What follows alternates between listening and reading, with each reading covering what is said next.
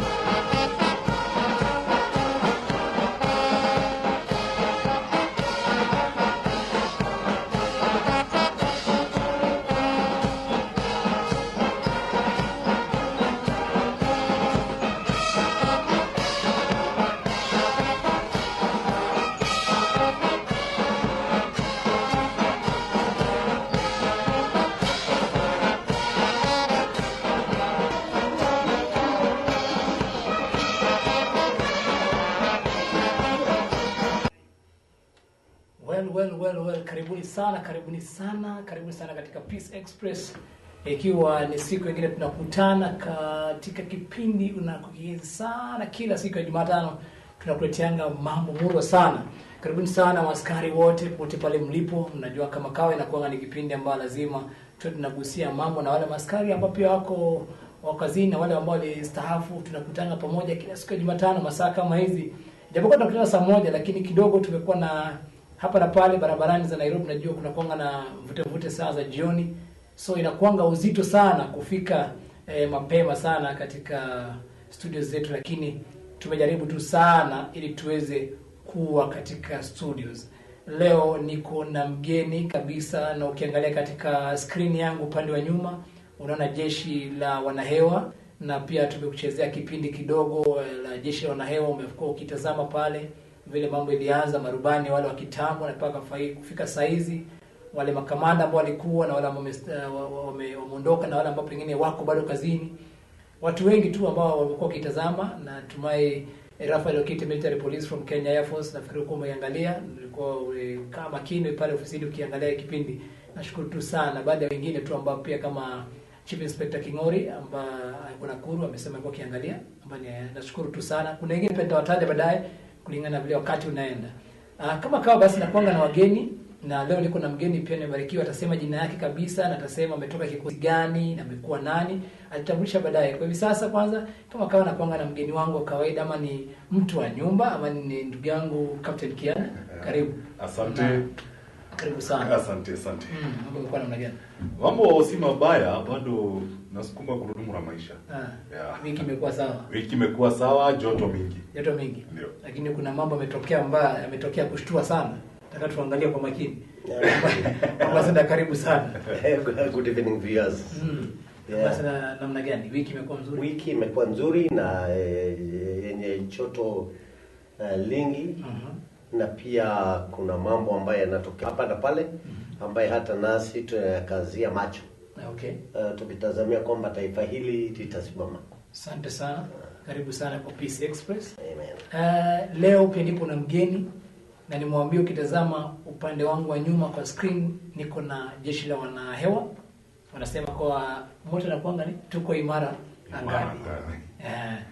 Niko na utasema wacha useme peke yako. Karibu sana. Karibu. Asante, nimeshukuru sana wanaofanya church. Okay. Mimi nimeshukuru sana siku ya leo kupata nafasi na kuja hapa kwa studio. Yes. Na kuongea kama askari ambaye alikuwa jeshi na wanahewa na ni askari mstaafu. Kwa majina mimi naitwa Captain Retired Gideon Mutoro. Mimi mwenyewe nilistaafu mwaka wa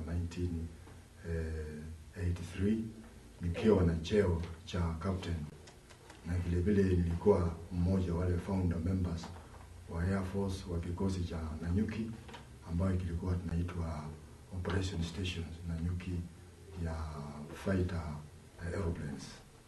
Na nilistaafu, sasa hii niko nyumbani huko Bungoma mahali natoka, na nashukuru Mungu kwa umbali amenitoa na umbali amenifikisha nikiwa mzima. Na hasa hata wakati huu nikiongea hivi, nilipoacha kazi ya jeshi nikafika nyumbani nikaanza kazi yangu ya ukulima, na sio peke yake, pia nafanya kazi ya Mungu nikiwa lay canon katika kanisa letu la Anglo Church of Kenya. Asante. Asante sana wageni wangu kwa kuja siku ya leo, na ningependa tu sana Captain Mutoro, kwanza ningependa tu kusikia ungeongeza sauti. Naona naambiwa kwamba sauti hujaongeza, lakini sawa. Unasema kwamba wewe ni wale waanzilishi wa kikosi wapi? Kikosi la Kipya? Mimi ni mmoja wa waanzilishi wa kikosi cha wanahewa cha Laikipia.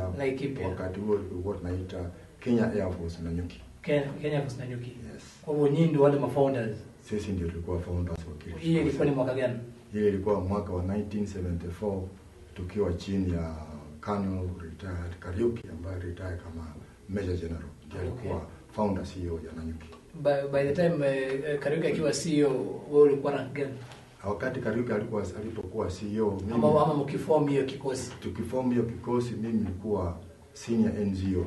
Okay. Nilikuwa na daraja ya sergeant. Okay. Na nilikuwa nimetrain ngambo kwa kazi ya michezo. Okay. Na kazi ya aircraft emergency operation, na ndio baadaye nikawa commissioned in 1977.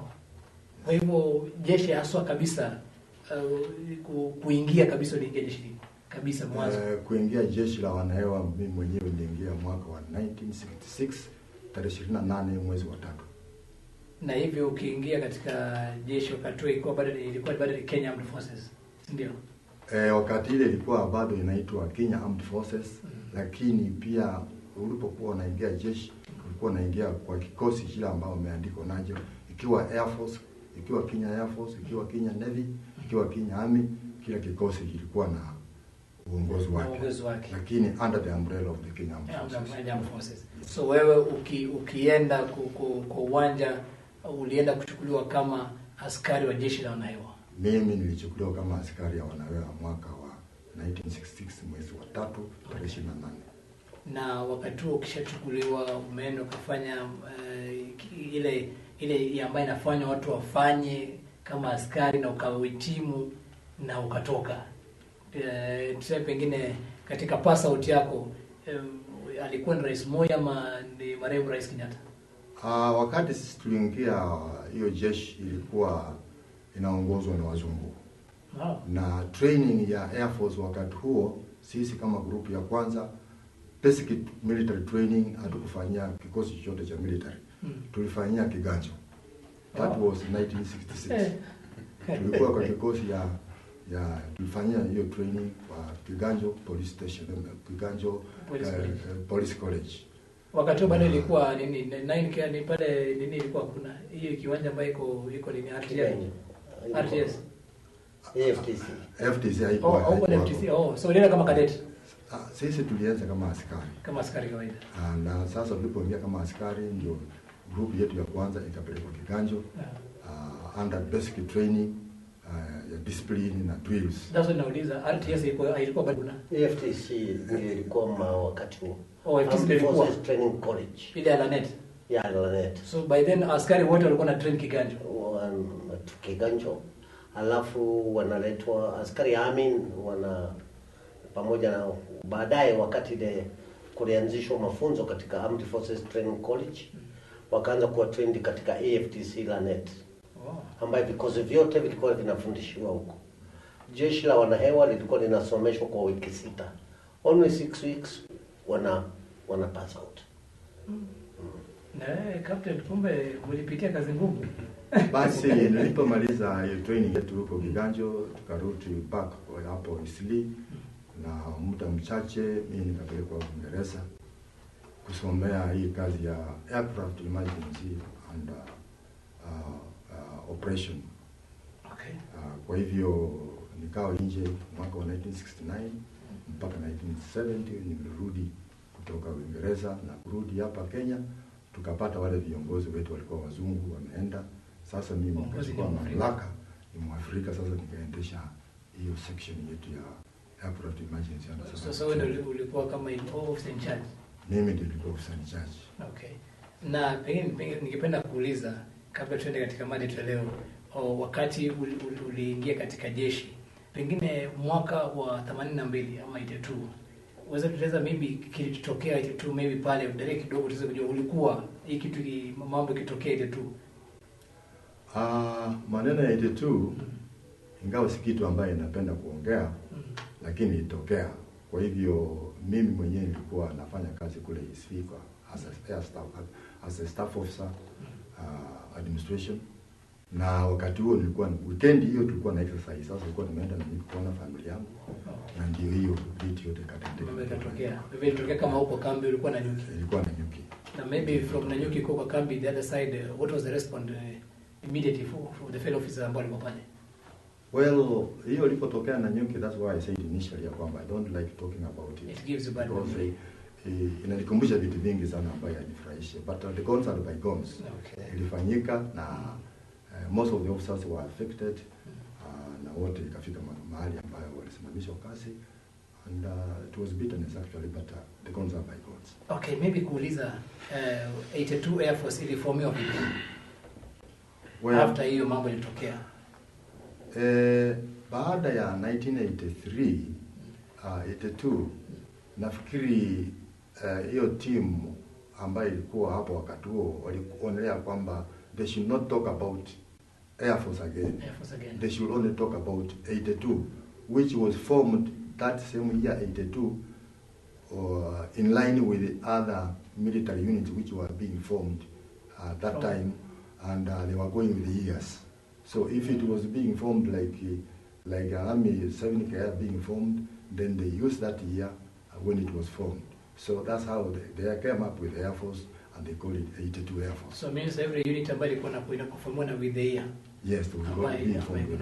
Yeah, that's correct. Okay. Yes. Now maybe ukiangalia the time you joined the Air Force until the time you retired mpaka the current level, do you see there's a changes in the Air Force? Well, I cannot say there is much change, because since I left, I've not taken much interest to know what is going on here and there. The only thing we are interested in is to see that our Air Force is carrying out the duties which we used to do. Okay. That is defend our country from external aggression. And from what I've been seeing, they are still doing a very commendable job. Yeah. And we thank God, because the system is still in progress. Okay. Yes. If it happens today that you are called back to the service, and you're being told you go and be maybe OIC somewhere in one of the sections that is within the Air Force, can you come back to the service? Yes. I know you're old, but the experience is still there. Well, the brain is still working, Yeah. and there are so many things that I can recall, Yeah. especially when we talk about the role I was playing as an officer in charge of aircraft emergency. I was dealing with the life-saving, teaching the pilots on the emergency operation in case an aircraft catches fire when it is airborne, or when it ditches on the Indian Ocean. That was my role, and I'm still able to swim. I can still do that, and I can still save life. Wow, that's great. So I'm not completely out of the system. there's one man, is my neighbor, is an old man. He used to tell me that he was in the Air Force. Gadu, I don't know. Gadu is still there. Gadu, yeah. He's still there. Gadu is still there. Yeah, Gadu is still there. Ah, and this unit, this unit I can see it's there's a unit I'm seeing within Mariakani for the Air Force. There's a branch of Air Force within Mariakani. It was initially at Makasi. That is where it was founded. That was Gadu. Yeah, Gadu. Gadu was founded in Bakassi. Yeah, it was founded there Okay. under the Air Force. I have somebody. So I told him, I even texted him today. I told him, please watch. There's one of your fellow who is coming, and he was happy when he was watching the clip of the Air Force. Yeah. Yeah. So, Captain, you are still good. You can do your work properly. If today it happens that you're called back to service to serve the nation. Apparently, if you can recall our military life, is the oath you take to serve your country is never withdrawn. You can only change the venue, leave where you are, and go to another place, and you are not. We always say you are retired, but you are not tired. So, in other words, if there is an emergency of any nature and your requirements are necessary, of course you are going to come in and serve your country. And since retired, have they ever called you maybe to inquire something from you? I've not been very keen. As I said Yes, earlier on, so many years. So many years. I've only been hearing of what is going on, but I've not been very keen to know Maybe what's for happening. consultation, maybe sir, we need to do this once a year, because your name is still there in the chat that you are heading this department. So maybe in case there's something that you don't remember if you've been called back. Not very much. What I've only concentrated my energy is to serve my community in the civil authority. Oh, okay. And that is what I'm doing even up to now as a peace ambassador. I felt that was my last thing that I should do in life after being in active service for such a time. Let me go back now and work with my civil authority. And how do you see the life after Air Force and now back home? The life at home is challenging because especially when you left like the way we left without much financial backing. The life is challenging, but we always must have willpower. You have got to be determined to move forward, regardless of what position in which you are. You still have got to, because you have got some responsibility to do. You have got children, you have got the families to maintain. So it is challenging, but we face the situation as it comes. This blue uniform you're seeing behind us here, this was the uniform they used? Oh yes, seemingly it is. And I remember my last uniform, which I had, is exactly the same. When I was an ADC to the UN Secretary General in 1981. It is exactly the same one which is there. And maybe, if I may ask, at one time, did you meet Captain Kihanya here in the service? Unfortunately, I don't remember having met. We only met during our peace mission. No, for us, we were there during early 90s. When he was already gone. He had retired back in 1983. Yeah. By then I was still a school-going kid. It's quite a long time. That's a long time. Okay. So you most welcome, sir. And I really love the way what you have passed and maybe what you are undergoing right now. You're serving the nation. You are now a peacemaker. And from your community like this, they are benefiting from you. Yeah, that's true. Yeah. Well, I think mmesikia vile Captain Mutoro anaongea ni kwamba mengi amepitia na mengi ameyafanya na kufika hadi saizi Captain Mutoro anakuwa ni jeshi ama ni askari alistaafu ambaye kwa hivi sasa anaitumikia Kenya kwa njia nyingine, ni kwamba yeye ni mweka amani na anatangaza injili ya amani popote anapoenda. Na pengine katika jamii pale ambapo anakaa, maaskari mengine ambao wameretire pia ama wamestaafu wanachukua mfano bora kutoka kwake, na hata wale askari ambao pengine wao katika kijiji ambao wanafanya kazi kutoka vitengo tu vyote tu, nafikiri wote wanachukua mfano wake ambao ni mfano bora kwa jamii. Na kwa hivi sasa basi tutataka kwenda moja kwa moja kwa mada ambayo tunafanya kusiku leo, na maybe pengine ningependa tuanze ili tuweze kujua mambo yanakuwa namna gani. Kwanza sana ningependa kutoa pole zangu sana ama kwa niaba ya kikosi chetu hapa ambapo tumekaa kwa wale watoto ambao walifariki katika shule ya Jamhuri baada ya ile kisa ilifanyika, watoto kudungana visu. Ile haijakuwa tokeo mzuri sana. Na wazazi, tafadhali, watoto muweze kuwatunza katika misingi ya dini na misingi bora kabisa. Vita ambavyo vinaanza kutokea katika mashule zetu kwa hivi sasa ya Ukristo na Uislamu, tafadhali tuweke watoto waweze kumjua Mungu, na walimu pia ni jukumu lenu kwamba mambo kama haya yasifike katika shule za msingi. Hii mambo haya yaweze kuchukuliwa kwa haraka iwezekanavyo, na wakati kuna janga kama hili wazazi na walimu wakae chini pamoja na lawama zisiende kwa upande mwingine, ili watu waweze kujua ni shida gani ambayo imetokea, mbona kulikuwa na kisa kama hicho. Na tafadhali tungependa askari polisi muwe na maelezo kamili baada ya upelelezi, ili watu waweze kujua ni nini inaendelea. Isiyo baadaye kutakuwa na lawama na tayari tunajulikana askari na kuanga ni watu wa heshima na watu ambao wanafanya kazi yao bila upendeleo wowote.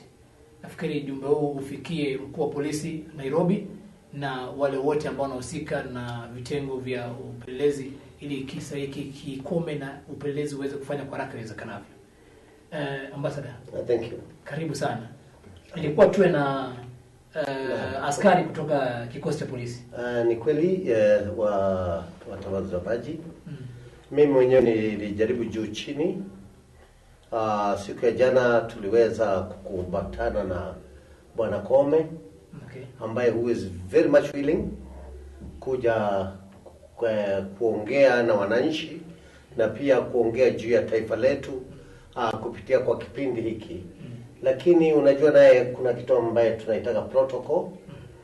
Siku ya leo nimeenda kumtafuta DIG police headquarters, na pia nikamkabidhi barua ya kumwambia kwamba tungelimhitaji Bwana Kome aje jioni ya leo, ama mtoe polisi senior police officer wote aje katika kipindi hiki. Haswa wanafurahi na wanakitamani zaidi, lakini kwa sababu ya kazi ambayo pengine iliwafunga siku ya leo, kulikuwa na hayo mambo ya vifo katika shule. Pia kulikuwa na mambo mengine, kuna watu ambao walikuwa naenda Uhuru Park ambayo imefungwa, mambo ambayo polisi wako na jukumu kubwa zaidi, ambalo saa zingine utakuta wakubwa hawapatikani na hasa. Lakini nina hakika kwamba hata kama sio wiki ijao, kuanzia wiki hii huenda wakapatikana wao wakija kila wakati kama vile tulivyo request, kwa sababu wananchi wanatuuliza zaidi ikiwa administration police service waliweza kumtoa Daktari Ruk na akaweza kuelezea wananchi uhusiano ya AP na wananchi na wakafurahi. Hasa wangetaka kumsikia mkuu wa idara ya GD naye pia akielezea, na hasa naye wamekubali. Tunaweza kusema kwamba tuna uhusiano mwema kati yetu na serikali na hata na polisi wetu, ambaye tunawahitaji zaidi kwa sababu ya kitu inaitwa building bridges, uhusiano wa polisi na wananchi. Na tunakuahidi ya kwamba, na hata wewe mtazamaji, tunakuahidi ya kwamba kuanzia wiki ijao mfululizo tutaendelea kulete wale wanaohusika katika vitengo mbalimbali ili tuweze kujenga daraja hili la amani. Na pia tukitoa pole zetu kwa wanafunzi waliofariki, kuna jambo moja ambalo limefanyika katika historia ya shule zetu katika nchi yetu ya Kenya, na hili itakuwa ni eye opener ya kwamba something very bad is happening in this nation. sababu siasa mbaya, maisha mbaya. Hasa sasa kumetokea kwamba wanafunzi wanaweza kupigana juu ya dini, Waislamu na Wakristo, wote wakiwa wameumbwa na Mungu mmoja, na tuna uhusiano mkubwa sana na Waislamu na Wakristo, na hata tunahudumu pamoja. Na ninajua kwamba hata SAPKEM wamekasirika juu ya hilo jambo, ni kwa sababu ya maandalizi ambayo sio mazuri, na tunataka hata sisi wenyewe tutatembea hiyo shule tuweze kuongea na watoto wetu wasahau na turudi kama familia. Na kwa hivyo tungeomba wanafunzi pale popote, walimu, mna uandalizi mkubwa. Amani and peace begins with you. Kama tutaonyesha hao wanafunzi ya kwamba ni jamii moja bila misingi ya dini, then hatutakuwa tunafanya, tutakuwa tukiharibu taifa letu. Na kwa hivyo sisi tukitoa pole zetu, tunawaomba wanafunzi wao watulivu, unawashikane, wapendane, tusahau yaliyopita, mambo ya visu, tusameheane. Katika Quran kuna mahali ambayo tunaomba msamaha, katika Biblia pia tunaomba msamaha. Kwa hivyo Wakristo na pia Waislamu ni jamii moja, jamii ya Mungu. Na kwa hivyo tunawatakia hasa wale walioumia wapone haraka. Jumatatu ijao mnaporudi shule, turudi tukiwa jamii moja na kabila moja la wanafunzi na wananchi wetu wa Kenya. Asante. Asante sana. Namba yangu ujumbe ni 40492 40492.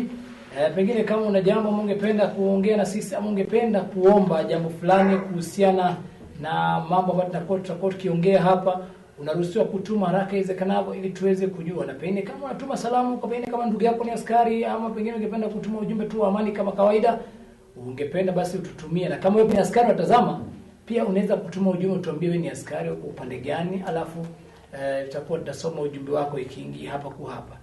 Captain Kihanya, pengine kabla tuendelee katika hili jambo lilotokea leo tu, pengine unaweza sema nini? Kitu cha kwanza nitume risala zangu za rambirambi, na pia nawatakia kupona kwa haraka. Nimesikia kuna wanafunzi kama 35 who are admitted. Again, it's a unique case. We have never heard of now. It's like now we are headed to religious, what I may call the religious fundamentalism, and we have seen. Okay, hii ni kitu ambaye it should be tackled very fast. Very something is brewing. Bila kucheza ile tunasemanga si imara commission sijui tunafanya uchunguzi. This one should be tackled ASAP. Because we have seen what has happened to those countries that entertain religious fundamentalism and militarism. Yeah. Look at the Arab countries. Look at North Africa. Unaona ile angalia Nigeria, maneno ya Boko Haram na nini imeletwa na maneno ya dini. And I think like Karl Marx once said that religion is the opium of the society. I agree with you. Hata mimi na agree na yeye sasa. Because whatever happened today, I'm condemning it in the strongest terms possible. And the stakeholders in the education sector should waangalie na wajue kiini hasa cha haya maneno imetokea wapi. Kwa sababu hawa ni watoto, tunajua akili za watoto. Unless there is a brain behind whatever happened today, siamini ya kwamba watoto wanaweza amka waambiana wacha tubebe visu tukadunge wa Kristo. First of all, visu viliingia vipi? Yes. That's another issue. It also shows some kind of laxity, sababu unajua kila shule kuna kuanga na askari kwa gate. Unless sasa kumekuwa na amani mingi mpaka watu wamekuwa relaxed. There's no search inafanywa kwa schools. Hakuna search, hiyo ni kumaanisha hata ni bahati ni visu. Kesho nyingine tutasikia vilipuzi zimeingia shule, mabunduki zimeingia kwa shule. So the stakeholders should get down to serious business. This one should not be taken it lightly like this, because what is happening right now, there must be something, and when there's a smoke, already there is one. Exactly. Yeah. Okay, well and good. I think this message is going very well to the teachers, parents, and the Kenya Police Department of CID for the best investigation. We need the report very quickly so that we can know what is the matter, what is happening. Parents, please take care of the kids. Well, today we are talking about building bridges. Yeah. Yeah, Captain. We are building bridges. Not We are a bridge building. where Gary Gapitia. No, we are building bridges for peace. We are building bridges for intercommunity. We are building bridges intergenerational. Yeah. Maybe we want to know the exclusive peace in Kenya. We want to know some things that. Where's the genesis of this? When we are talking about building bridges, when a bridge is built because it's broken, Somewhere. inaweza kuwa imepelekwa na maji, inaweza kuwa imebomoka, na kwa hivyo tumekuja kulijenga lile daraja. Na hii daraja ni intercommunity integration. Hasa leo tuko hapa, tuko na Captain Mutoro all the way from Bungoma. Yeye ni Bubukusu. Amekuja kwa sababu ya kitu kinaitwa amani.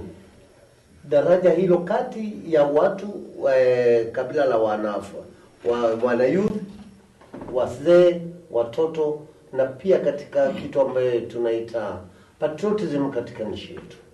Hii bridges zimekuwa broken ya kwamba ati wakikuwa wakipanda gari wakienda Kisumu, hiyo gari inaweza kupigwa na mawe mbaya sana. Hiyo ni daraja lililofunjika ambalo tunataka kuliunganisha ili Wakikuyu wavuke, Wajaluo wavuke, na pia Wajaluo wale wako katika Central wakae na amani, kwa sababu daraja bado liko la kuvuka, wawe kwetu na sisi tukawa kwao. Pia tunataka kujenga daraja ambalo ni la siasa ambazo ni siasa mbaya. Tuziondoe, daraja la Kenya liwe daraja ambalo lina ukakamavu na lina nguvu ya kupitiwa. Tuone kwamba vijana wanapewa kazi, sio maandamano. Tuone ya kwamba mambo kama yale tunasikia kwamba kutakuwa na mkutano ya kutairisha watu huku na kule kwingine kutakuwa mkutano ya kuapisha. Tunataka daraja kama hilo sisi tujaribu kulinyorosa. Kusiwe daraja la ngine watu wanavuka kwenda kutairishwa huku. Lakini tuwe something bad. Ni lazima tuangalie. Unajua sasa shida inakujanga. When you're talking about peace sustainability here. Dakika ya mwisho kuona hii maandamano ilikuwa November. Wakati watu wa mlengo fulani wa kisiasa they were welcoming back their leader Nairobi. Sasa wakati tena amani imerudi, everybody has relaxed. Kama venye tu tumesema, shule sababu kumekaa sana bila kufanyika any kind of a funny activity. Wamerelax, watoto wameingiza vishu kwa shule. Right now Kenya what we are seeing ni kama kitu normal. Next week wengine watajiapisha, wengine wanaenda kutairisha. Nimesikia leo ikisemekana ati sijui kuna chokora hawakutairi December. Sasa ilikuwa imepangwa za cultural practice ya Wakikuyu lazima watairi. Watu wanafaa Kikuyu wanafaa kutairi at the end of January. Anyway, najua nimecheka sana kusikia hiyo story. Kwa uwanja pale. Sasa hiyo maneno tena, ile maneno itakaezaa tena tutaanza mbio hapa kila pahali. It's wrong. Alafu kuapishwa kwingine pia ni mbio zingine. Hizo ni mbio zingine. Unajua na kuharibu economy ya nchi yetu ya Kenya. Exactly. Unaona sasa We are just hearing the wounds. I was from Kisumu yesterday coming back. And in the bus tulikuwa na msichana mmoja anasema tulikuwa tumekaa naye tunasema I'm going to Nairobi. Faka alikuwa anaongea na simu na mwenzake. Naenda Nairobi saa hizi. Najua tunaenda kuapisha. Wakiapisha sisi tunaapisha. I was relaxing. Msichana huyu very beautiful lady. I didn't imagine anaweza kitu kama hiyo. Sasa wakati alimaliza kuongea simu kama, "Hey madam, habari yako nzuri. Unaenda Nairobi kufanya nini?" Unajua tunaenda kuapisha baba. Baba, who is baba? Wewe kumbe umebakia nyuma. Nyinyi ndio wale mmebakia nyuma na mtawahi kushika mita. So nikanyamaza. Okay, unaenda umesema wakiapisha mnapisha. So wewe unaenda kuapisha. Na mwingine akaniambia nyuma, tunaenda. You see? And everybody was as in wanasikia tunaenda. Mwingine anasema, hata mimi naenda. So like in that bus like around 5 people tunaenda. Wakiapisha tunapisha. And nikamwambia msichana, unajua huko utakatazwa. Serikali imekataa ile uwanja itatumika. Hakuna kwanza hiyo tiga sisi tunataka sana. Hiyo tiga sisi tunataka. Kama hakuna tiga sasa tutaapisha. Sasa nikamuuliza na wewe, are you married? Ambia si mzee amebakia huko Kisumu. And sasa mimi naenda hivi. So anajua naenda. Tia na sasa ukivunjika. Ambia ai kazi yake ni nini? Amejua bibi ameenda kuapisha. Atakuja hospitali. Yaani nilikaa sikumuongelesha tena. So okay. Sawa, thank you. Kama mnaenda kuapisha there's no problem. Bwanako umesema ukivunjika atakuja hospitali. Hata lazima amejua bibi yuko wapi. Lakini kama kuna bibi kama huyo, hiyo ni wangu, wewe unaenda nyumbani for good. La, hawezi enda. Kitu cha kwanza kuna kitu ambacho kinaitwa faith. Vita vingi ambavyo unavyoona Vincent katika dunia ni juu ya imani.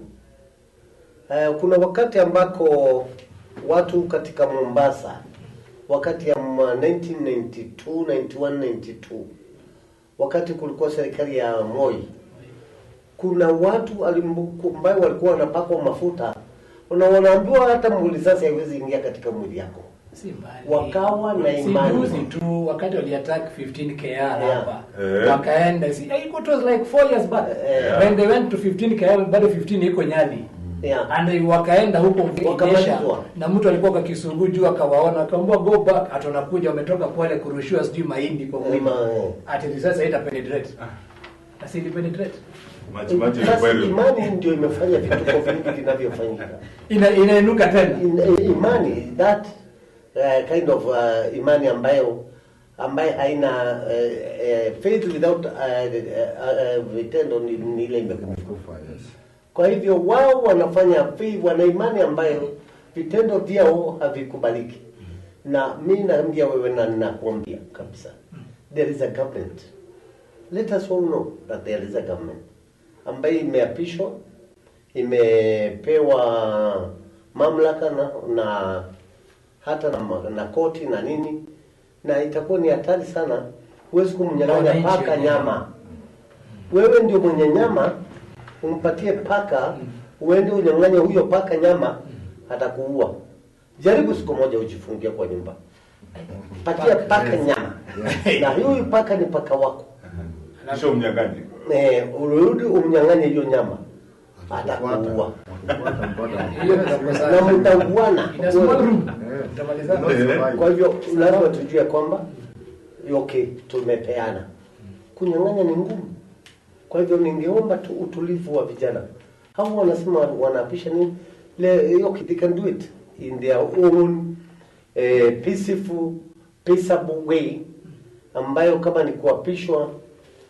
Kuna mtu mmoja alisema mtu anaweza apishwa kwa njia nyingine yoyote. Kwa nyumba, kwa gari yake, kuapishwa hata kwa maji. Provided that wewe unaapishwa kiapo aina gani, hata kotini unaapishwa. Na kwa hivyo kinategemea unakula kiapo cha aina gani. Na hicho kiapo kiwe cha amani. Unaweza sema kwamba sio kiapo cha kuharibu nchi.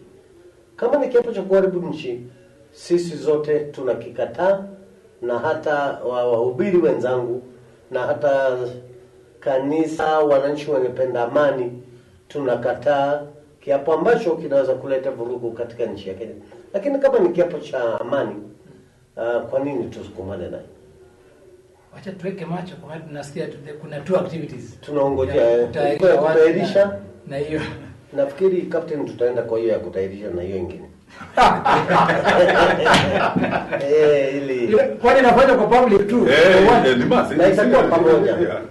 It's a Kikuyu cultural right as you have heard. So it can be done in. Kuna wenye hawakutairi December sababu walikosa. My question is, you both have said, are you part of the circumcisions? In the system, are you we are just there as observers. Okay. We shall go there as observers. As observers? Yeah. I thought you were going to play both roles. No. Ili tukija hapa tuambie watu vile tuliona. So, yes, yeah. Sasa wewe kama mtumishi wa Mungu unaenda pale kutazama. As an observer. Yes. Hata katika mikutano hizi za opposition za serikali, sisi askari tuliostaafu tuko na kikosi chetu kinafanya kitu inaitwa observers. Kazi yao ni kuangalia tu na macho bila kunena chochote na kukosoa mahali ambako wameona hapafai. Sisi tunakosoa mahali ambako tumeona kwamba hapafai, kwa sababu hizo vitendo vyote viwili Hakuna kile kinafaa. Kile kitu tunaomba ni amani katika nchi yake. When is the circumcision day? It's supposed to be on 30th. On 30th. Yeah. The same day. At the same ground is the same ground people Same are going for ground. swearing in. Exactly. Yeah. Then this, Nafikiri watagawanisha mara mbili. those who are doing their part this side, this side. But the circumcision is voluntary.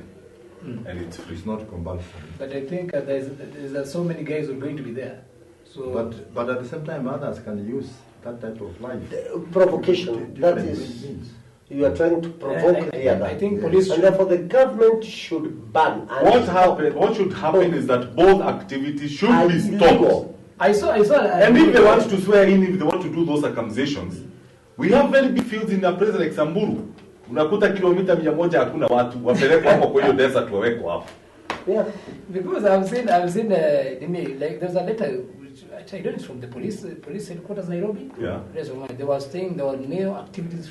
That's from the county government. The county government. Yeah. That's from today. From tomorrow, is it? From Yeah, tomorrow. There is renovations. They're doing renovations. Yeah. And this is madness now. If you guys are going to have The circumcision county day- government is doing renovation. Hii group ya kutayarishwa is preparing na hata walienda Tengeneza the ground. kutengeneza ground. Na kudisinfect. Wale wa kuapisha pia wametengeneza hata mahali ambayo watapishia. And also they have also issued a press release this journey where they have said that whether the field has been taken or not, The activity must go. the activity will still go Then on. that's why- At so that it's not a very must to be stadium. there. Direct confrontation with That the is government. direct, yeah. That is direct confrontation with the So government. means they will not do it there. They can do it anywhere, as the other guy was saying. Okay, let's wait and see, guys. We see what will take place there. But we appeal to Kenyans They bring peace. for peace only. We don't want this chaos because Yeah. we begin people start panicking here, and people start shifting from the one place to another We have place. been having a very relative peace. We don't want those fracas. We have forgotten things in Kwanza 2017. kukimbishana up and Oh, down okay. about As my brother ambassador has said, you see, we're preparing this ground for the future of our children. And we, as peace ambassadors, we feel we definitely condemn this type of behavior. Because at the end of the day, the suffering team will be our youth. the Our future. children. Yeah. Our children. Again, Because when you look back in the history of our country, our forefathers who are long years gone Yeah. left this ground for us. And they handed it over to us in a very faithful way, and we were also gradually going to hand over at the same time. But you see, if we hand over our lives, what type of children are we handing over? The youth. Yes. You see, because some of us have had very bit experience in peace building countries where such a type of things have happened, and we know how people have suffered. But most of our youngsters now have not been exposed to this type of life. So whenever such a thing happens, we as leaders should come out openly and condemn, so that such a thing should not take place. even the utterances that are going on now, the NASACO principal, Mr. Karonzo Musyoka, is on record. Was it the day before yesterday, on Monday, Yeah. saying that if there are no negotiations before Friday this week, Kenya will either turn into Somali or Southern Sudan. Oh. No, with such utterance, it was in public domain, it was in the newspapers, it was in the TV, we saw it.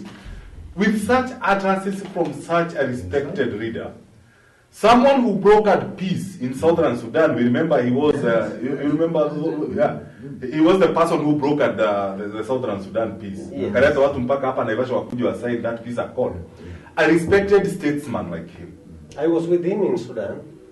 during that time. Yeah. And then using such words, these are the kind of Incitement. incitements, and I think the government now should act decisively. I think it's the high time the government removes the velvet glove na wadili sasa na iron fist. This is bad. Because tukiendelea na hii maneno ya PR, huyu anasema hivi leo, huyu anafanya vile kesho, it's like Kenya now is a banana republic that has no rule of law. We have no police. Or as if the law, some people, hii ni ile sheria ya animal farm. Some animals are more equal than others. Naweza amuka tu na niseme chochote. Moto inawaka, mimi natoka hapa naenda zangu That's why I Germany. agree with the Trump Yeah? when he said that Africans are fools. Hiyo nayo achana na yeye. That was big. Okay. Wanakuwa That was misused. excessive. Sasa inayotumia excessive language. Just tell them do this and they do it. That's something Give them time. sentencing alitumia. And leave them to fight themselves. But I think that there's something Trump was trying to see. That Yeah, he is was wrong in trying to Africa. see.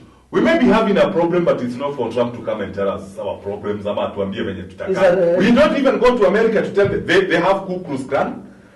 Tunakaa watu wamepigana marisasi kwa shule, watu wamepigana marisasi kwa mall. Do we go there calling Americans terrorists or anything like that? Ni hadi unatukana These are African. rekebishe. Hapana. But I think with Trump, Yeah. kile kinafanyika Africa, Trump he might be right because Africans things are not working right well. Yes. Because the leaders in And who solved that Africa, problem for us? the leaders in Africa, first of all, they don't want to live in peace. Wanataka wakufe kwa hiyo uongozi. Some are saying it's Mungu aliwapatia so that they'll die there. Maybe it's God will take it from them now. What kind of things are And going telling on? their communities to fight for them. Nyinyi mkae hapa tu. Watu Wakikuja, wanagawanishwa. mkae hapa tu. Keep on protecting them. Why? Yeah. So hii ndio inafanyanga hata That's why ukiona we are telling our youth, wacha people. Don't fight for anybody. And if you have to fight for anybody, I usually tell them, if you want to fight for anybody, sawa. Weka kina Raila Junior hapa mbele, weka kina Ngena hapa mbele, weka kina Junior Ruto hapa mbele. Nikiona wako front line, at that time now I'll go and fight for my leader. Lakini sio ni mimi niweke watoto yangu hapa mbele. And they are not there. They're not Their there. children are not there. Wako Australia wanaangalia kangaroo na TV vile Kenya kunaendelea. Yes. Yeah. there's a new movie going on. Yeah. Our youth, this is the high time we should think outside the box. Don't say tutaenda. Tutaenda. You are the one who is going to Mtu serve. yetu. Mtu yenyu na nani? Kenyans things. Well, there is no jobs. Kenyans. There are no jobs.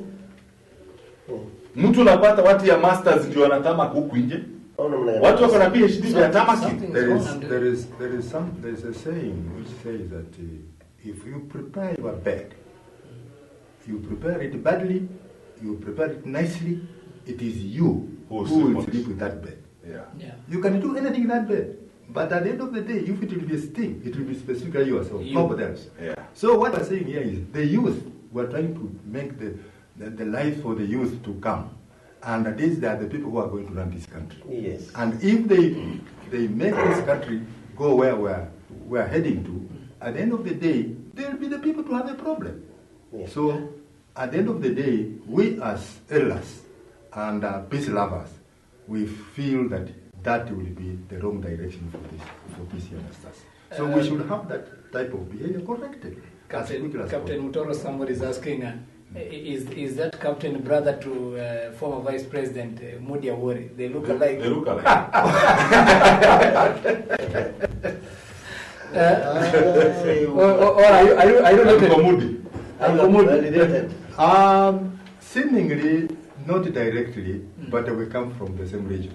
The same I region. come from Bungoma, and the former vice president comes from Busia. This year. And the whole is a Luya, and I'm a Luya. And Full be that Bungoma will be and the Busia, Busia. Bungoma, and It's Busia like two are hours. so much interrelated, and we are very close. A lot of intermarriages. Oh, Okay. Yes. Like me, initially I married from Busia. So, Busia, they Bukusus. no, they are Samia. Asamia. And the Samia is a Luya. Is a Luya. So are so much interrelated. I think that is the answer for it. Somebody, okay. Maybe if you're watching, who says, Oh, yeah. Oh, yeah, maybe. Yeah, so maybe they look like Uncle Moody. Yeah, okay. Maybe And Captain good. Kihanya. Uh-huh. We want to know the areas that perceived to be the hotspots in Kenya. No. The areas that I can say are hotspots of violence on war-prone areas. Talk of the northern frontier. Talk of Laikipia North. Talk of Samburu. Talk of areas like Pokot, some parts of Baringo. Come to the urban areas. Look at the slum areas. But look at the common denominator. I can say that the common denominator of the most violence-prone areas is either ASAL areas, the arid and semi-arid areas, for a very good reason. Mambo kama competition ya resources. You know, we have the historical injustices as it was brought out by the Dongo report, which was never implemented again. Na ndio maana sasa unaona hizi maripoti, we are using a lot of money forming commissions, then ile report wanatoa inaanza kugather dust. Yes. shelves pahali kwa archives huko. If the Dongo report could have been addressed, the problem we are seeing in places like Laikipia, ile vita ya ranchers na pastoralists, haingekuwa kwa sasa hivi. Ile vita unaona ya huko pande ya Maimahio wa Masai na watu ya Tileri wameanza vita huko, sijui mashamba ni yetu mnafahamu tu, you know, all those problems, all those nonsenses will not be, haingekuwa inaonekana kwa wakati huu. So if you come to the urban areas, the most violence prone areas are the slum areas, or the pahali watu wa low income earners wanakaa. Vita itatokea, utawahi kuta tairi na waka Muthaiga, ama Runda, ama Westlands, but enda Nairobi Eastlands, enda Kibera, enda Kisumu, enda pandi ya Kodere. You know, so it all zeroes into one thing. Wale wananchi wa pale chini. The common mwananchi. That is where we would say that the common mwananchi, and not only the common mwananchi, the low income earners, because you see in Kenya we have cases that are not well visible, but tunakaa tu kama Wahindi ambao wanakuanga na lower caste, sijui hapa caste, pia Kenya tuko hivyo. We have the low income earners, we have the middle income earners, hadi watu wanaishi Comarox, wapi, Donholm, and we have the rich. The who is who, watu wa Kererepon na Karen, watu wa Muthaiga, watu wa Kereresho wa Mboseri. Na pia kuna wale watu wa slums. And the gap in between. And the gap in between. And this gap, venye inaendelea ndio unaona hizi shida Kenya hazijawaisha. Why? Look for example. Unakuta because of things like nepotism, unapata mtu wako na masters, ndio ameajiriwa kazi, wako na first degree, let's say. Lakini mwenye amemwajiri because of nepotism, and my father was who is who, I'm the boss, a form 4 river. I'm commanding, mtu wako na degree ama wako na masters. Fireworks lazima zitakuwa zikitokea every time, because the moment I make a stupid a stupid statement ama a stupid decision, huyu jamaa kwa paa naona sasa, unaona vita inakuwa. Unajua vile unaongea huko Murang'a. It gives me a picture nimeona juzi, na in fact nimeona picture, another similar picture today on social media, whereby mtu aligonga gari Mercedes Benz. Yes. Uliona kitu? Yeah. Mtu aligonga na it forced him to kneel down kwa barabara kuomba msamaha because alikuwa anapeleka Noah. In Kisumu what I saw, mtu aligonga Benz na yeye, but alikuwa na Probox. Then kutoka nje yule mtu kuangalia ni Benz nini, kioo ya nyuma imevunjika, taya ya nyuma imevunjika moja, imeli akatoka hivi. Unapeleka Probox na unakuja kuoga gari yangu, eh? Who is this? This is a Mercedes. Look at this poor man. This is a Mercedes. This guy this is a poor man. Look at this man. Huh? Wewe unaweza afford gari. So that mtu akamwambia, I'm so sorry rafiki yangu, I cannot be your friend. You are too poor. You can't afford even that Probox unaendesha. Hiyo umepewa kwanza. Akasema yes, nakubali ni ya mtu naendesha. You see, watu ambao hawajui kufanya kazi kutafuta pesa kununua magari. So watu wengine wakaja wakasema hapana, don't abuse your fellow like that. Si kupenda kwake awe maskini ama siendeshe gari. And that man turned to other people, what are you talking, na mnatembea na mguu? Mnatembea na mguu. It was 6 in the morning. Mnatembea na mguu na mnamtetea nini? Mwenye hamna pesa, you can't even afford hata mafuta ya kuhii gari peke yake from here to airport. You cannot afford it. Si yani kulikuwa ni kuchosa. Huyu mtu anyenyekea sema mwisho kuna lugha ilitemea. Akaambia mtu, me ingekuwa ni it's my wish, all these poor people cannot stay here. Nini ngoregesha mashambani mkayore embarrassing the town. Look at that. Sure. Unaongea hivyo. Sasa unaona maybe he was high on something. Well, kwani si amekunywa chai kwake asubuhi na mkate. Hata kama ni chapata ama ni nduma amepikiwa ama ni cake whatever. Utakuja kuambia what if it's your wish, the poor people cannot stay here. Pride comes before fall. So pride comes before fall. Una embarrass watu tena kutoka jamii yako. Kuambia if it's my wish you cannot be here. These are poor people. No, that's the generation. Because gari imegonga mwingine. So you make that person fear mpaka sema sasa what do I do? There's nothing you can do. In fact, what do you expect? I'm calling the police. Watoto wa huyo mtu sasa una expect wakuwe nini? They are there. They are far. Wako kwa gari yao imegongwa. And do you think they are going to be evangelists come tomorrow? Ama bishop? So to an extent that the wife is also talking, I'm just tired. I want to go. In fact, can you do what you can do for that? Hiyo kio imevunjika. And you know Benz ikitoka moja ni double. Si moja utaenda nayo. Sasa unajua jamaa analia anasema hata my boss akijua nimefanya ilikuwa ni bahati mbaya. Please naomba msamaha. Ndio mtu alifunga break. And when watu namwambia ulifunga break ndio mnamekuingia. Mnaongea ni do you know the traffic code first of all you guys? What are you talking about? See? Mimi unasema sasa ikiwa ni hiyo vile class unasema we have some classes. Yeah. Mtu anashadharau wengine. If it is my wish you cannot be in this town, you are embarrassing the town. First of all you are driving probox. You are not supposed to be here. And that is what is building up anger. Open pride. Open pride. And that is what is building up anger. Like now, nikiona, and let me tell you, me as back we were in the university. Na tulikuwa na one, do I call it a novel or something? Ya kwamba sisi tukimaliza shule na tuajiriwe kazi, hatutaenda na hizi magari zinaenda mambo nyinyi. That was during when we were fighting for the second liberation ya Kenya na nini. Although unfortunately wenye tulikuwa nao akina Joe huyu naona senator hapa, akiwa Moi University akiwa student leader huko by then, ndio sasa wanaenda na hizo ma V8. Yes. Oh, so mlikuwa na Joe? Akina Chumba Churchill Meshak kwa Egerton during those days. No, what I'm saying is there is that anger that builds up. Tukua university ukiona mtu na gari, tukua tunaona tumekosa pesa. By then hali kuja nyuma tukua tunapewa vitu vingine kwa inaitwa boom. Tukua tukiona mtu na gari, huyu ndiye amefanya help yetu ikose kutoka, ndio ameiba nchi. That is exactly what is happening in the slums. Saizi enda kwa slums na suti na tie, you'll be the first target. Ukipita tu. Sababu kila mtu anaona, Yes, the one was hao wenye wamekula pesa yetu ndio maana hata hatuwezi kuafford hata maji ya mfereji hapa kwetu ndio hapa. Now that thing is building up over the years. So wakati watu watapata nafasi ya ku pour out their anger, it's the aggressiveness that we are seeing in the streets. That is why unaona wakati kuna maandamano town, utakutana chokora amepigwa mawe na mtu. Lakini utapata gari ya mtu inaungua.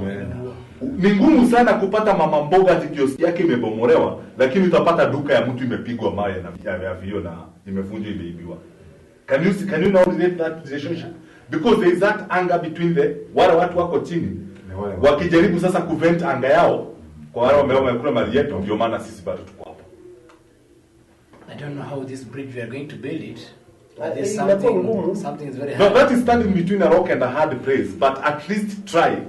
It can happen. You only get the material. On another scene. We just get the material. Another scene I saw yesterday in the evening.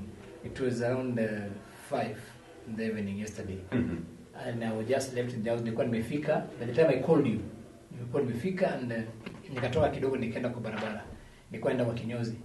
Sasa nikiregea napata kinyozi imefungwa. Nikiregea somebody was ahead of me. Tulikuwa na kijana mwingine. Somebody was ako peke yake barabara anatembea na anaongea peke yake. And there was a colleague come over from the estate get your estate gari natoka namna hii na jamaa na cross na gari namfungia break. Jamaa anashtuka. Ile muda and the senses naregea. Oh, I'm sorry naregea nyuma. Ile mtu anatoka nje.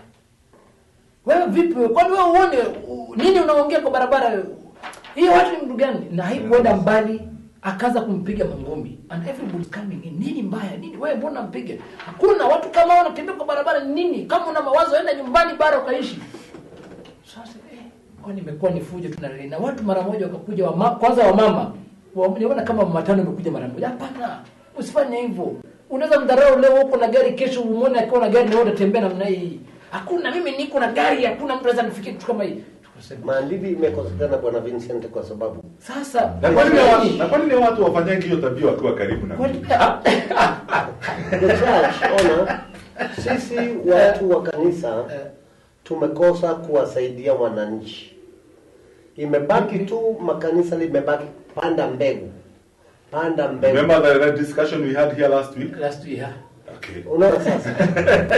Hiyo mambo ya panda mbegu imewacha watu wakabaki sasa kuambiwa tu wapande mbegu. Mtu akimea anamea president, anamea MP, panda mbegu. Kanisa zimekuwa ni panda mbegu.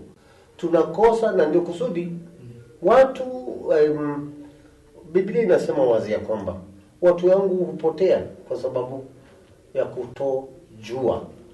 Wale wanaojua sisi ambaye tumevaa kara Tumewacha watu tunaanza kuitisha panda mbegu, na hii ndio imeharibu nchi. Mpaka wakati ule kuna vijana ambao wameanza kuja kutoka shule nini, ambaye kabisa wako na roho wa Mungu, wanajaribu kuwapindua watu kwa njia iliyofaa. Lakini kwa wakati huu kanisa limeachilia watu, na ndipo ninaita kanisa, come we build the bridges together. Hii kanisa is part of the material ambaye tunaomba kuja kujenga hili daraja. The government, the police are part of other materials. We have to build these bridges together. Ikiwa kujenga bridges na pia law and order, and that is why we needed a senior police officer aje ashambue what is law and order, na ni nani ambaye anahusika katika this law and order. Unakuta ya kwamba hata kazini tuko na shida kwa sababu ya kwamba kumekuwa wakubwa kama vile tumesema katika ngazi ambaye kabisa hawataki kusikia hao watu wadogo, na heshima imekosekana kuanzia wale wadogo mpaka wale wakubwa. Unaona kama juzi wewe mwenyewe umejionea tu a police officer corporal ako kwa social media, so bad. hali aibu sana, Anaitisha pesa.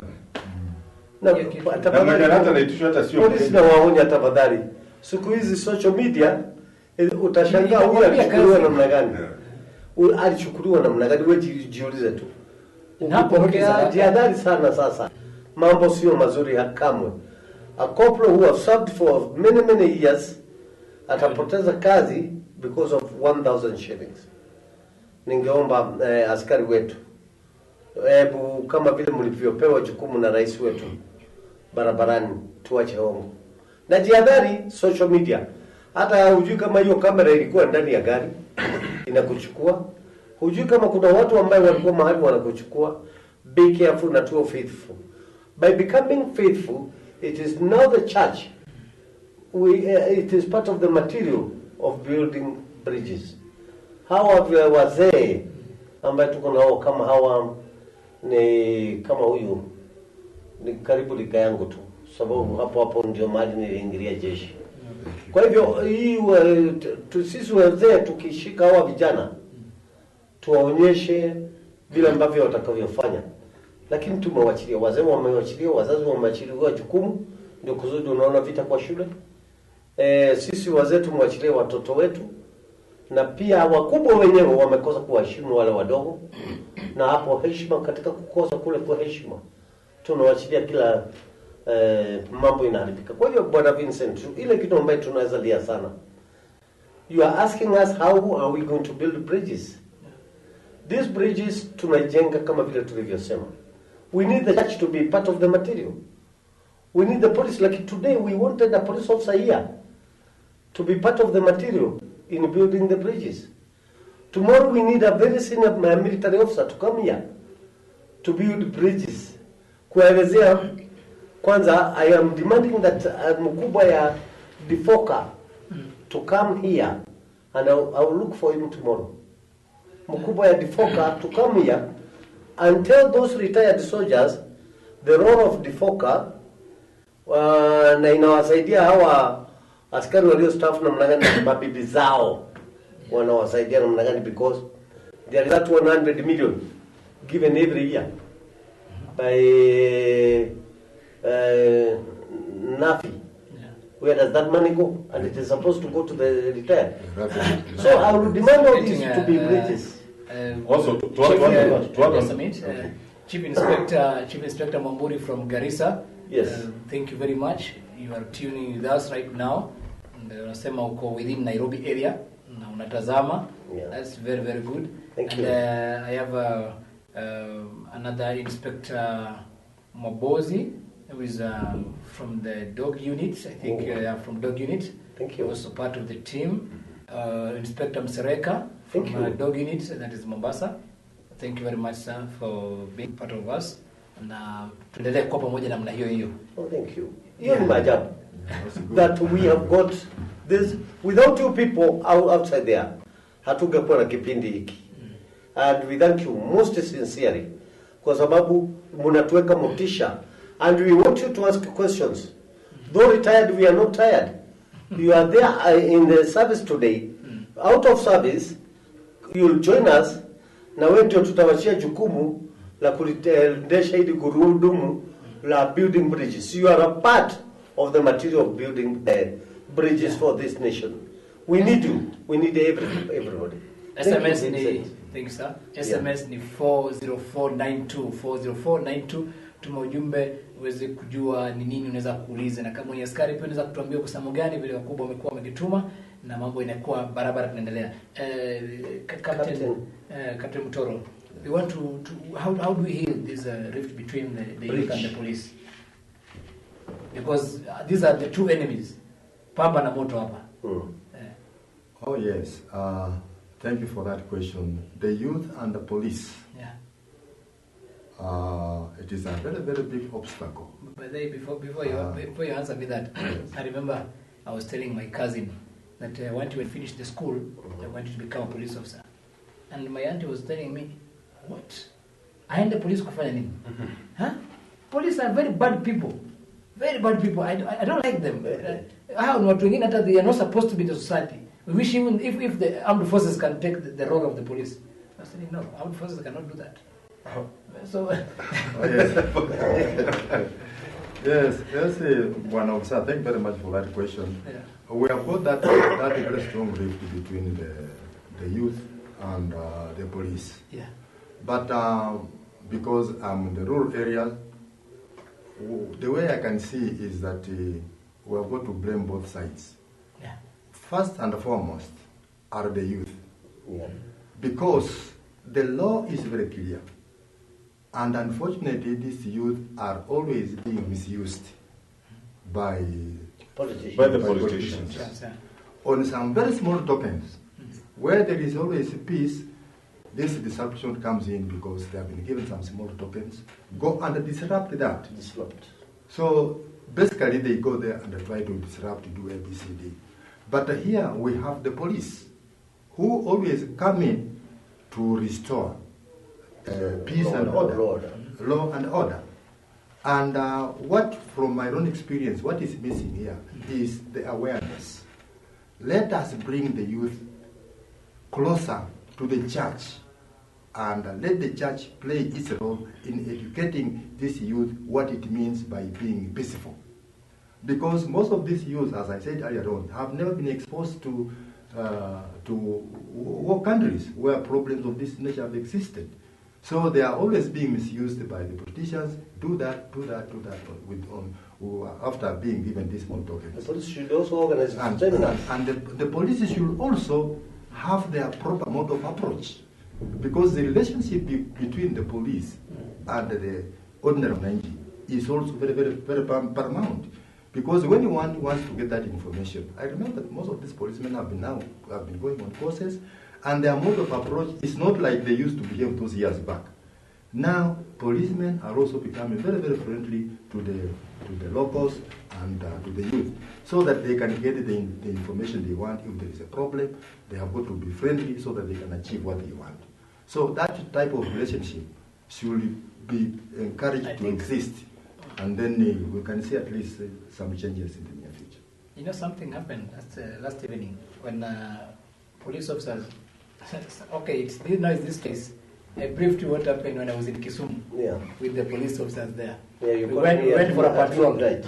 The whole night. We went for a patrol the whole night with them. They come in the morning, they are telling me, now soneza enda. You see? And yesterday, there were their normal duties. They come, one of them, kuja bwana, happened day. That was what is happening. They handcuffed me very quickly. And we cannot reason with you, bwana. You want to teach me what I'm doing? And then I cooperated. I told them, okay, fine. May I identify myself, please? What are you identify yourself? Please, we don't have time for you to identify yourself. Kwanza hiyo kizungu mingi wachana nayo bwana. Ndio no, na ningependa nijitambulishe ndio pia tuweze kujuana. Kwani wewe ni nani? Sasa usiwache basi tuongee. No, we cannot talk. And not all police officers. Then another askari came and said, please, may I see your ID, please? So before I gave out my ID, mmoja akatoka nyuma, Si ni jamaa ya Peace Express hii. Yeah. But you know me. But yeah, najua kasa no, wacha ni mtu kwanza. No, we cannot act like this. These are the people we are looking for. Anaambia hapana. Unaongea hivi. Do you know kesho tutakwenda kwa Peace Express? So there was a speak, what is Peace Express? Sasa wewe. We went aside. 3 of them tukawasana hivi. Hii wachana hii jamaa. Wachana hii mtu. Hii wachana hii ni askari wachana yeye. Vipi bwana? Okay. So what is Peace Express? Because nasikia mnaongea Peace Express hapa. Then tukacheka sote and they was telling me so niambie kwanza wewe nasikia ndio Peace Express. I was telling the Peace Express is a program on the TV na tunaongea na maskari wote. Wewe bwana wewe nenda nitamuexplainia huyu hii kitu. Huyu hata na ako nayo kwanza hata kwa nyumba nafaa kuangalia hiyo time ya Peace Express. And that fellow was telling me nitakuja kwako sasa ile kitu yuko tutakuwa kazi. You watch Peace Express so that we should talk about some things there wakati tunatazama. That's why in fact I was happy. I thought that we shall get somebody senior from the Kenya police so that at least the officers, our friends there, when they are in their general duties, they should know the kind of approach how they're approaching the other people. You may approach your colleague. I know you approach your colleague. There's a scene, you remember, there's some days back where the admission police was being beaten by the general service units. Hata amejitambulisha, but they were still caning him. Telling him, nyamaza, kaa chini. The time the guy was trying to identify himself, it was late. So this One thing, of approach. and this what we're talking about. Not all eggs are good in one basket. Kuna zingine ambayo ni rotten. And that's why we need an officer from the Kenya police. At least. I'm happy that now there is a very big change within the police service. Yeah. And again, they have got a wonderful approach because they all want to even organize seminars between the police and the civilians. Yeah. In Nyandarua, the administration police service, through a proposal that Captain has done, wants even to go waende pale mahali mama chang'aa anapikia chang'aa. Wakiwa hawana mbunduki, hawana nini, they are not going to arrest them there, but they are going to talk to them. And we have seen this one happen in other areas like Kipia, where police officers go and talk to civilians. Now, unaona mtu anawacha crime. It all depends on mode of approach. Our police service today, we have the best police service, in fact. What we don't have is that hawajapewa mamlaka kubwa kutengenezewa seminar. Sometimes they are told there is no money. The community policing director maybe wants to organize na anakosa pesa. When our group goes and inataka kufanya, inakuta those kind of challenges, kind of protocol, what was actually police. I also thank God that there are so many preachers who are so faithful katika police service administration, police service, wamekuwa wakitengeneza Christian crusades, and they have changed lives of many Kenyans. And therefore, what we need is those materials to build these bridges mpaka Kenya warudi pamoja. In fact, I would like to thank the administration police for their good work they're doing for the gospel preaching, in the Kasi area. Yeah. I always love them. Those guys, they're very, very quickly, they know how to respond very quickly. When they invite them, they come. And that one, at least, it's a way forward. Somebody may have that faith with the administration police. Only that our GD officers is that sometimes we become harsh. Not to all. an extent before like. Let me add something small to the one that you are talking about, how to heal the rift between the youth and the police. Psychologically speaking, if you want to change somebody, go down to his level.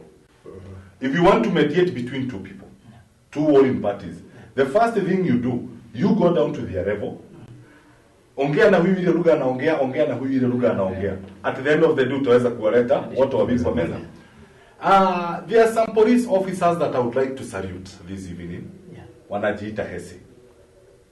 Those guys. Kuna heso wa Dandora, kuna heso wa Kayore, kuna heso wa Mathare, kuna heso wa wapi. Yeah. These guys, we know the kind of job they are doing eliminating criminals in these estates. Yeah. They are the most feared police right now. They are the shows of our times now. Patrick shows of our times.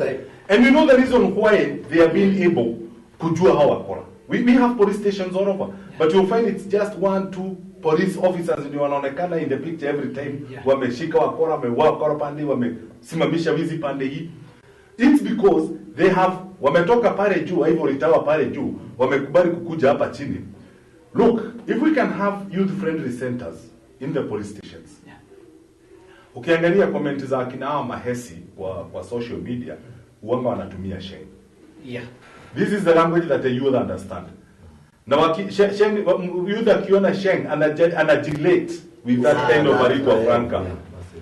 Kama ni polisi ni rafiki yangu, wakati tunaenda kupiga mogoka pale mtaani, tuko naye hapo hata yeye anachana, we kind of break the ice and we become like brothers. Tunaenda pale kwa mama Pima huko kukunywa changana yeye. You know, hata mapolisi wengine wakikuja hata yeye anatoroka, sisi tukitoroka. There is that we kind of feel like kwamba this is our brother. Now atumoni kama polisi. Sasa ambao unasema unaenda pale kutoa asif ni command. Tunataka kuongea Peter man, you know, they are building those rifts, they are building those walls. Breaking the bridges. Now they are breaking the bridges that you are building instead of building. Instead of building. And these are the kind of police officers ambao kuna wanarudishwa refresher course. Lakini hata kama amerudishwa refresher course na bado anakuja anaona ni sifa yako kiganjo ni kukuja kutoa command kwa civilian. These people should have no business being anywhere near the civilians. Then if it was a command. Yeah. So now the other thing, I just went to nyuma kidogo. There was a time Ambassador was talking about building the bridges. I want to give a very simple formula here. During the times of Moi, during the times of Kibaki, you remember that the Kikuyu community and the Kalenjin community was like water and oil. Hata ukijaribu kumix namna gani wakati imetulia unakuta oil iko juu maji iko juu. Unakumbuka? How did we heal that rift? The leaders. Ruto na Uhuru wameshikana wakaanza huko wakaenda pale nini wakaenda huko Mau Forest wakati watu walikuwa wamefukuzwa. Leo hakuna vita. Tumesahau yaliyopita, tumesahau wewe ati wewe ulininyang'anya shamba, wewe uliiba ndugu yangu, wewe uliiba ng'ombe yangu, hiyo yote tumesahau. We had the Maasai during the Ntimama time. Tunakumbuka what used to happen at the Fifi, Mayera, during those eras, unakumbuka? Ile wakati ya kina Father Kaisa. Ntimama is out of the way. I'm not ashamed of saying this because it's something that everybody knows. He's out of the way. Saizi enda Narok kuniambia biashara mingi utakuta huko ni za kina nani. Right now, Narok is a cosmopolitan town. Utapata Masai yako na duka, Kikuyu yako na duka, Mkalenjin yako na pesa, Mkisi, kila mtu amejenga wapi. There were times uchaguzi ingekaribia, unakuta Narok huwezi ona kabila nyingine, watu wote wametoroka. Right now, the majority of the voters, ngoja uangalie list ya voters ya Narok. The majority of voters ni watu wa kutoka outside Narok. Ndio wameenda wamechukulia kura huko. And that is why you are seeing ya kwamba tunapata hata tuko na MP Kikuyu from the Maasai region, like Kajiado County. Sasa kuhim lift just need leaders to come and sit down. Leaders to come together. When Laila alikuwa apishwa sijui, was it on December? December. Akaambia watu wake poeni kwanza, tuende sasa tujaribu kujadiliana we see the way forward. Dialogue, maneno yote ikapoa. Hakuna vita, hakuna mtu wako kwa barabara kutupa mawe. People are waiting to see way. People na hata akisema nimekubali wacha nchi iendelee. It will just go on. So, building the rifts, the first person kupigilia mshumari ya kwanza anafaa kuwa kiongozi. Nobody else. I rest my case. So that is the solid material. The solid material. The solid materials are the church and the leaders. The leaders. Yeah. Only. With those two, Kenya inakuwa sawa. Unakusikia? And of course, finally with the elders.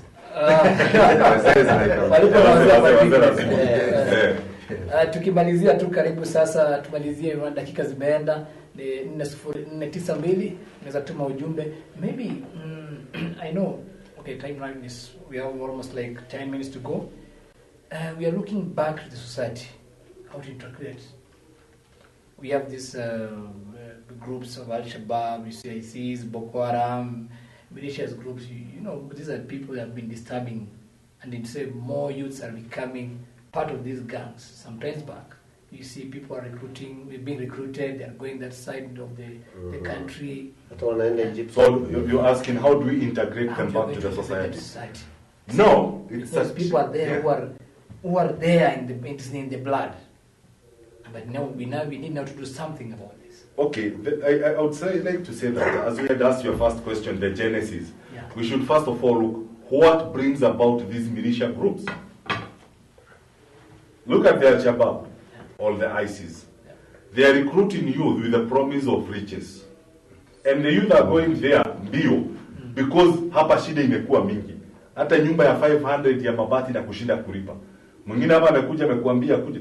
And you know, that is why, and I want to thank Reverend Ambassador here for building this caucus ya Kurete, all the ex-servicemen pamoja, at least wawe na kitu wanafanya kuwa keep busy. Because the easiest targets, wakati tunaongea maneno ya hawa militants wa Al-Shabaab, Boko Haram, ISIS, name them, ni wanajeshi, retired. Ni askari, retired. Because ukikutwa hapa na umekaa sasa huko nyumbani, shida imekukula, nikuje nikuambie my friend, nitakupatia milioni 2 ukuje unisaidie kufunza vijana wako hapa Boni Forest. Umetulia hapa. Nitakuja mbio. But now, if we were to look at the root causes of the rise of this, tuachane na maneno ya Al-Shabaab, tukuje vitu kama Mungeke, SLDF. How do we integrate this? Mtu amekuja amesema mimi nilikuwa Mungeke, mimi nilikuwa SLDF. Nisameheni wacha nirudi kwa the society. No, that is not an easy thing. My friend comes from pahali kulikuwa na SLDF. Nilikuwa naona matakoi wamekata watu masikio tu wamekataa kulipa task. Pua ametoa. How do you cohabit with that person at Temerudi kijijini amesema sasa unaona huyu ni jirani yangu ndiye alitoa mapua na ndiye alikata. Tunakuja kwa Mungeke, you remember what used to happen?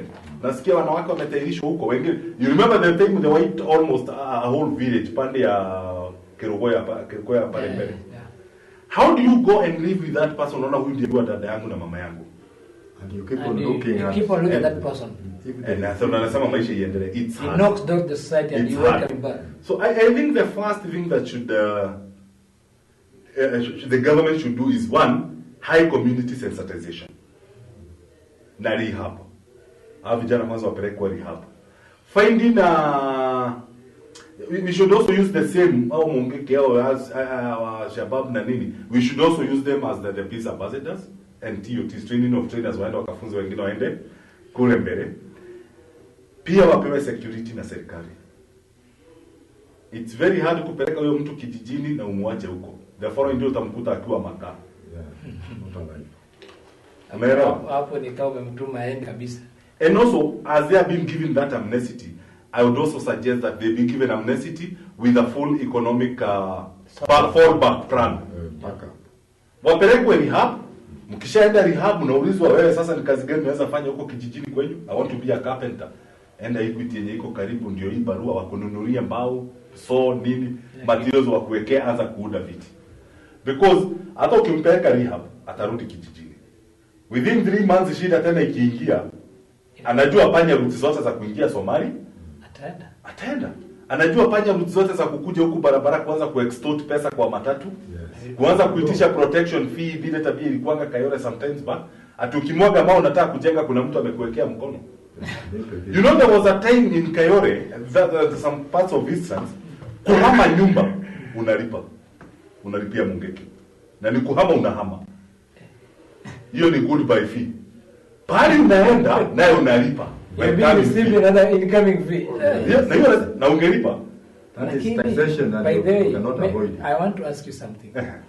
There's a message rotating right now in the social media. I can see Officer Koome being put that he has talked that right now people should walk into groups. There's a group of youths now trying to go into the streets, trying to pick things by force. So it's like now the last statement nakumbuka sema kwamba ati imesemekana kwamba amesema ati youth have now taken over. No. Maybe if I have to ask you. Let me tell you the truth. Kenya is not at risk. Hata hiyo ingine, so this message is whatever like, you are seeing zingine katika social media ni kitu ambayo kimetumwa. Angalia hizo picha vizuri. Zingine zimetoka South Africa. Zimetoka Durban. We know the secret behind all this that is of video naona vijana wananyang'anya watu kwa street. That is in Durban, not in Kenya. Hiyo ni uongo. Source yote imefuatiliwa na imepatikana ilitoka Durban. Sisi ambaye askari tuliostaafu tuko na uwezo na ujuzi wa kupeleleza na kuona ukweli. Ingawa ni social media. Angalia vizuri uone hizo picha. They just want to show Kenya iko tabu sana that it is not being controlled by criminals, that police force imeshindwa. Hiyo ni kutaharibu jina la polisi wetu. Because the last statement that the youths have not taken over Nairobi. You don't expect police officers to talk like that. What CIDs should do at the moment and the entire police force, this person who is posting all this rubbish on social media, whoever posting this thing should be arrested. That is why we wanted a police officer here. Yes. Because you cannot post something like this. And then let us assure you that next week God willing. Nasikia siku hizi Nairobi watu wamekuwa wabaya. Kila mtu mkora. Kila mtu ni mkora.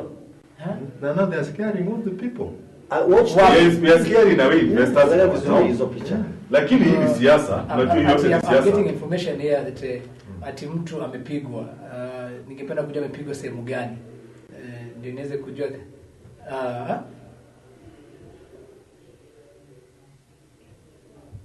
10 people wanatokea at KFC.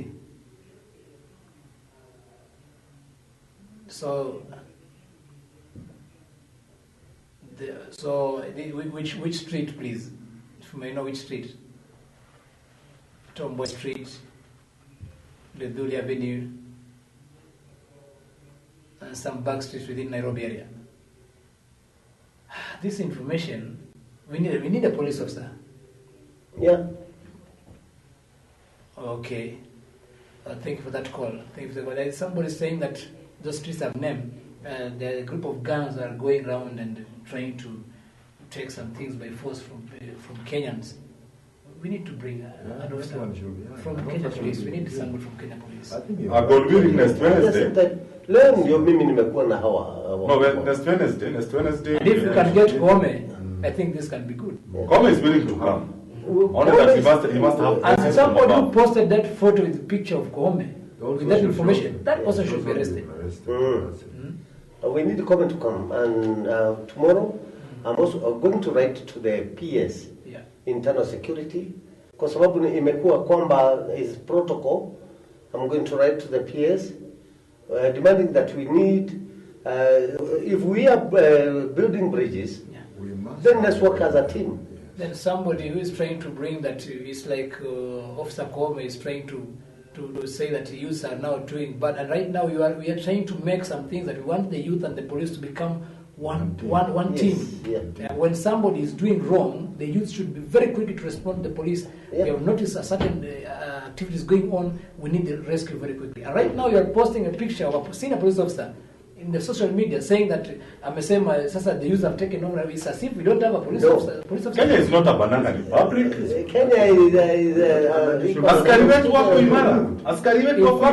Anybody who is posting that picture of Officer Kome, that person should be taken to court. Sure. It's not wise. We are trying to build a bridge whereby youth and police officers should become one. When somebody is trying to talk about bad things, you can call Kome. Ajibu yeo. Right now, ajibu kwa hii media, we can call him ajibu. If you allow me, I can call him ajibu, tumwambie this is what is happening. Alafu ajibu katika hii media what is actually happening. And if possible, the next meeting, please let him. I think we need to call him here for the next meeting. Yes. Please, let's try to tomorrow I'll push. So they can come. I must say that we don't want to. We are trying to build a bridge whereby police and youth should be coming one team. They are part of the material. Yeah. You know when but not like two warring factions. Huyu anakuja polisi anakuja. No. Sasa inakuwa mtu anapost picture na the next somebody will post a picture of a CNC that amesema kitu kama hiyo, which is wrong. No, because what Na unajua mtu akishaanza kuongea namna hiyo itakuwa inaendanga tu. Unaona? Joking with somebody senior in the security office, please guys, you should stop this. We are saying that our police force wako imara. Okay. Maybe our captain. Yes. Maybe you want to know the role of retired soldiers in building bridges in these prone areas, because right now you can see our time is ending. Maybe if you can tell the role of retired officers. Currently, we have retired officers in every region in the reserve. Okay. Because what is happening is all these officers, retired officers, are working very closely with the county commissioners. Okay. There are certain areas where they are having regular meetings with the county commissioners and working very closely with the police. And the most important thing here is that initially, these retired officers were not very active. They used to shy off because they felt that since they have already done their role. We were being called first suspects. Yeah, they were being called first suspects, yes. Mtu akipoteza kuku, Wanasema ndio huyo, wanasema that's a professional person. But with the new get together, with this new get together, the police relations and the youth and the retirees, things have now changed, and we feel through the provincial administration, these things will be encouraged, and it will play a very big role in reducing some of these things that are happening. Yeah. Okay. Closing, I would say that thank you, viewers. Last year we promised that we are going to take a number of youth outside this country to see for themselves what we are calling patriotism and building bridges. Hakuna ni country ilikuwa mbaya kuliko Rwanda. And today, Rwanda is the most peaceful country in the whole in Africa. And therefore, we want to take some of this youth, and we are drawing this youth from all over, from the 47 counties, from the 299 constituencies. Very soon, we are still waiting for funding, and we have made our proposals. Some people have come out, wengine wamesema watatupatia maji, wengine soda, wengine watatupatia biscuit. So hata wewe ambaye ulioko hapo nje and you love this nation, please contact a group of veterans. All hata utusaidia kupitia kwa your county commissioner, itatupitie fikia hata ikipitia kwa Minister of Interior and Government Coordination, na kusema kwamba veterans wapewe, tunaweza kufaidika sana to take your youth outside as part of building bridges. We are going to do this one very, very soon. We have already started our own mapping and data, and therefore we shall come out katika publicity na kusema the kind of youth we are taking, na hakuna discrimination, no tribe, because Kenya is of one tribe, na pia tukiuliza kwamba wacha wajione so that we can build bridges in every part of this nation. And I also take this opportunity, Vincent, to thank the CEO MTN, Bishop Clement Rongo, wherever he is. Thank you. Wish him a wonderful 2018, and we can tell Bishop that his sponsorship has even touched the hearts of many in the government, the hearts of many in the services, the hearts of many youth, and this program has sponsored, we shall utilize it in building bridges, na pia kuombeana, na pia tuombea akiwa London, and we wish him all well. Na wale wanatusikiliza in London and USA, we thank you most sincerely for becoming part of this program. If it were not for you, we cannot be able to come every Wednesday to have this wonderful program of ex-soldiers. Thank you. Thank you very much. Captain, maybe if you have a last word to tell your viewers. The last word to the viewers, first of all, I would say naona leo tumeongea maneno sana kuhusu polisi na nini. I would just like to tell our Kenyan police out there that we are proud of the work that you guys are doing. Keep it up. For our comrades who are in peacekeeping missions in Somalia, keep it up. We're also proud of what you are doing. For the Kenyan citizenry, next week come Tuesday, that is on 30th, kila mtu amke, aende kufungua duka yake kama kawaida, mtu amkie kazi yake kama kawaida, and you ignore these war drums that are beating right, left and center. Hiyo siku kazi iendelee kama kawaida. Let us show the leaders that Kenya belongs to the people, not to 2, 3, 4 individuals who are talking about swearing in and circumcision and all that. Yeah. Kenya belongs to us. Thank you very much. Thank you. Sir, Captain Mutoro, our chief guest today, maybe if you have anything you can tell our viewers, last word. Thank you very much, one officer. My last word to the viewers. Thank you very much for this day. Apparently, it is my first appearance to share with this studio and to share with everybody on peace building. And what I want to say here is that we continue praying and involve, as I've said earlier on, our spiritual leaders and involve our stakeholders who are the peace ambassadors and any other leaders who may need to be very close within the system, so that this destination of bridge building is improved and is deployed, so that at least at the end of the day we have our peaceful, loving country. And God bless you. Thank you, sir. Okay, viewers, I think we are coming to the end of the program. That's Peace Express that comes every Wednesday. It's supposed to be starting from 7 and up to around 8:30, but we have started late due to heavy traffic within Nairobi area. But yote tunasema ni mambo imekuwa ni sawa, tumemaliza and things are okay. Special thanks goes to Senior Sergeant Makoa of Langat Barracks. Thank you very much, and I know you're locked. You said you're supposed to be in, and you're there. Thank you very much.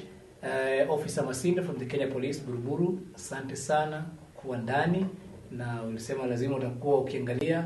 That's very good. Officer Mugodo from the Kenya Prisons, that is in Shimolatewa. You always watch this, and Corporal Mbela, I think no, Sergeant Mbela, sorry, from also Kenya Prison, Shimolatewa, ni mzuri tu sana. And then I have left First Lieutenant, that is from the Kenya Navy, Amisi, tuseme huko ndani. That's very good, guys. Keep it up na muwe ndani kila siku. You tell another officer to tell another officer so that you become one family. Tell the third officer to tell another officer so that you become one family. We'll be there. Both from the KFS, NYS, the KWS, the Kenya Police, the AP, GSU, KDF, all of us, we are one family. So when you are there, try to bring peace. You as an officer who is still on duty or still working right now in the service, another fellow who is retired, be one, preach peace to your neighbor who is a civilian so that they should not fear you. Let the friendship between the officers, both retired and the current in service, we become one and we preach peace. Peace should be the language that we have. That's every day. And the GD officers, please, wherever you're working, I know it's hard time you're working, mostly at night, wherever you're working, please try to become friendly, understand your colleague or understand the civilians, please, so that you become friends. That next day you can meet somewhere else and you can get help from the civilians. And we don't want to bring that hatred between the officers and the police. Sure. Youths, police should be your friend, number one. Please try to be friends with the police. We are trying our level best. If possible, next week we'll bring Officer Koome here from the Kenya Police so that at least we want to build that bridge that is missing between the youth and the police, mostly from the Kenya Police. You become friends. Is the Nairobi County Commandant. There's the Nairobi County Commandant. Yeah. From the Kenya Police, we need to meet him. And if you are watching, and if the another officer who's watching can get in touch with him, we need Officer Koome to be here. And I know, Ambassador, We need cooperation with them. you are going to get in touch with Officer Koome so that we can meet him Yeah, sure. next week, Yeah. God's will. Special thanks goes to G Junior, who has been the producer for the day, na pia bila kumsahau bwana Instagram Sydney ambaye pia amefanya kipindi hiki kwenda hewani. Bila kumshukuru pia sana director bwana John, and bila kumsahau our CEO bwana Climate, wherever he is outside the country, and any other all our officers who are been here with me, friends from the beginning up to now, and all those officers, and plus you civilian who is watching there. Na wewe mwananchi wa kawaida, tafadhali nasema shukrani tu sana. Mungu awabariki, tukutane wiki ijayo majaliwa ya Mwenyezi Mungu. Good night.